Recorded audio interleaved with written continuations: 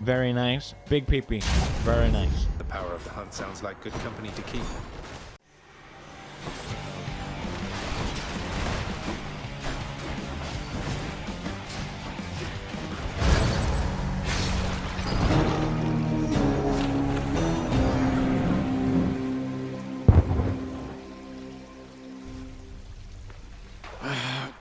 Wait, I know you. Guess that means you died out there, huh? Well, don't be sad, though. Pretty much everybody dies sometime.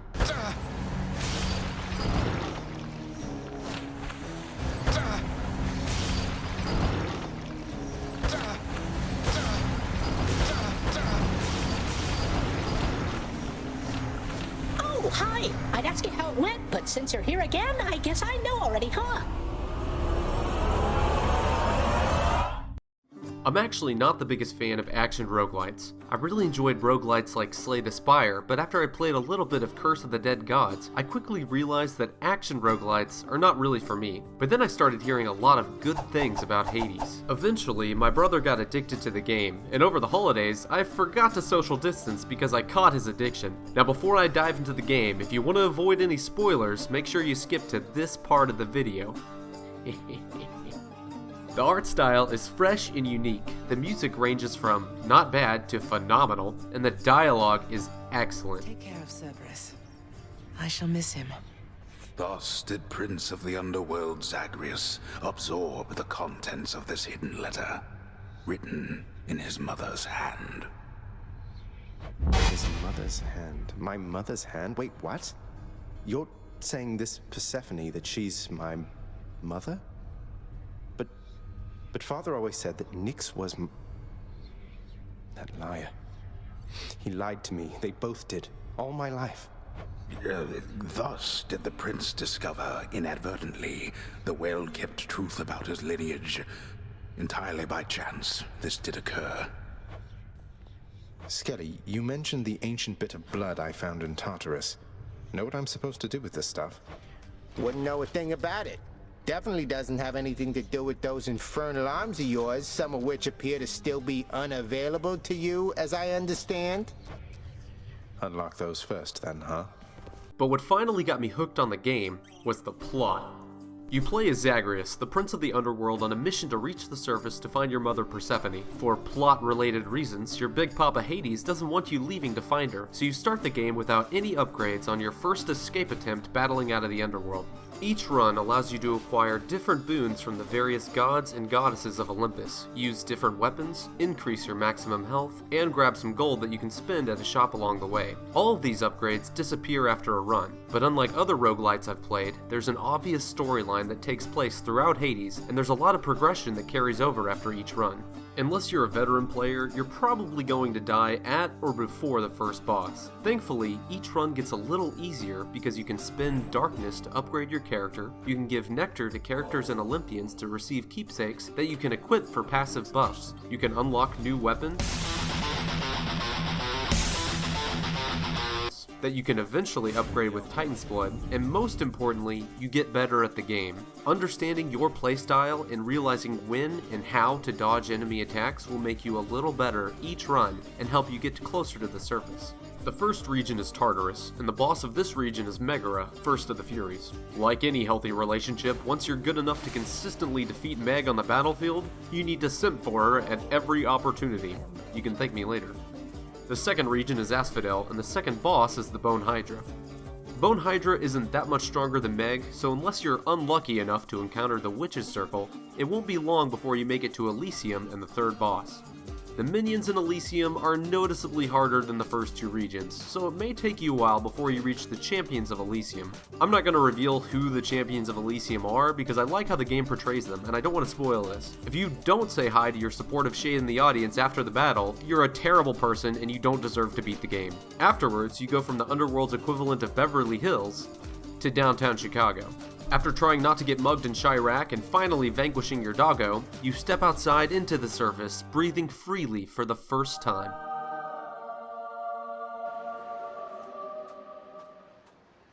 Wow. Then your dad shows up and he's the final boss. I mean, the game is called Hades, so I don't feel like I've spoiled anything by saying that. Hades is about as difficult to fight as the champion of Elysium, so if you have a good build, you should be able to beat him too, and then you still die. You have to repeat this whole process a good 7 more times to complete the first part of the main storyline.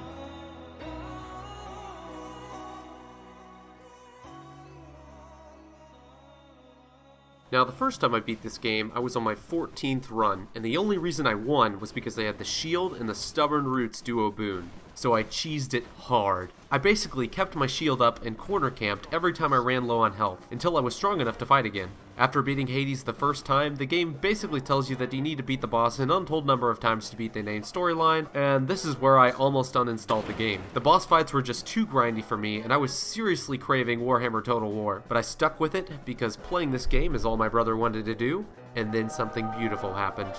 I didn't just get good at the timing and the fighting, my build got broken. The rest of this video is a quick beginner's guide to get overpowered, for all you people like me obsessed with spamming the Sisters of Avalorn every time you play the High Elves. Whenever you're beginning a run, you first pick your weapon. Now, if you want to maximize the amount of upgrades you can get on a run, this selection is already done for you. Each time you finish a run, a dark glow will randomly appear over one of your weapons, and playing your next run with this weapon will give you an extra 20% for any darkness you collect. So you want to select this weapon each time. Now, each weapon has several aspects you can unlock with Titan's Blood that buff different things and encourage different playstyles. Most of these weapons have one aspect that is noticeably better than the others. For example, the sword is the Blade of Poseidon and the bow is the aspect of Chiron. Now, the weapon you pick will determine which Olympians you should search for. Each Olympian provides different buffs that are largely self-explanatory. Zeus electrocutes enemies, Poseidon knocks them away, Artemis has a chance to do critical damage, Aphrodite weakens your opponents, Hermes makes you faster, Demeter chills opponents by slowing them down, and Dionysus causes hangover. Now, I don't know about you, but I've been hungover many times, and although I wouldn't describe it as a pleasant experience, I don't remember my hangover doing 101 damage to me every second. In this game, hangover damage functions like poison. It stacks 5 times, and it's completely broken. Whenever you select a weapon with a high rate of fire like the bow, or the gun, or maybe even the boxing gloves, you definitely want to equip the overflowing cup as your first keepsake, and go with Dionysus. For the bow, you want hangover on your special, for the gun and the gloves, put it on your attack. Then you want to find Aphrodite and put her boon on your other attack, because their duo boon allows you to stack hangover 8 times, instead of just 5. Finally, you want to upgrade hangover with pom-poms of power as often as possible. Congratulations, you're broken. For the sword, go with the Blade of Poseidon and start working towards a cast build. The first thing you want in a cast build is Artemis, so equip her keepsake first. Then find her again so you can get exit wounds. Artemis also has a legendary boon that will increase your number of casts, so get that if you can. Go into all the chaos gates you find to increase your cast damage and your number of casts for the rest of the run. Also, Hermes has a lot of great boons for a cast build. You're going to want to increase the speed of your special, flurry cast, and if you're really lucky, get his legendary boon. Don't get quick reload because you don't need it with the Blade of Poseidon. Congratulations, you're broken. For the shield, get Ares or Zeus on the special. Full disclosure, I'm not amazing with the shield, so that's all I got for y'all. For the spear, I usually go with Zeus, and then try to stick with just upgrading the attack or the special. This will largely depend on what hammer upgrades I run into. This build is less reliable though, because for Zeus to be overpowered, you need to run into him multiple times. This is a good time as any to mention the Fated List of Minor Prophecies. This is a small part of the game that encourages you to gain every possible boon for each Olympian in exchange for a reward. I'm pretty sure the developers included this feature to encourage experimentation with your build. Sometimes the only thing you need for the list is something that will complete your build, but sometimes it's the other way around, and getting something on the list will practically guarantee you lose your run. Personally, I would encourage you to try and get every boon you can for the Fated List, but don't get too discouraged if getting these boons makes your build weak and causes you to go into boss fights with a pool noodle. Poseidon has the best call, his dash is also really good, so if you're playing with a weapon you suck at, just grab Wet Uncle's dash and go ham with it. My last piece of advice is to get Athena's dash if you run into her, but otherwise avoid her. Since her boons all reflect enemy attacks, they're more suited for veteran players who are absurdly good at timing. In conclusion, this entire game is good and very well polished, and once you learn how to become overpowered, the combat becomes a lot more enjoyable. I've done 40 runs and I've successfully completed 21 of them, but there's still a lot more to the gameplay and even more storyline I haven't finished. For my final score, I give this game 1 video on a channel dedicated to a completely different game. Special thanks to all of my favorite shades supplying the house contractor to make these videos as great as possible.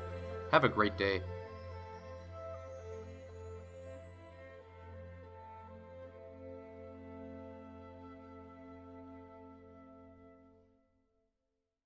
You fool! You fell victim to one of the classic blunders.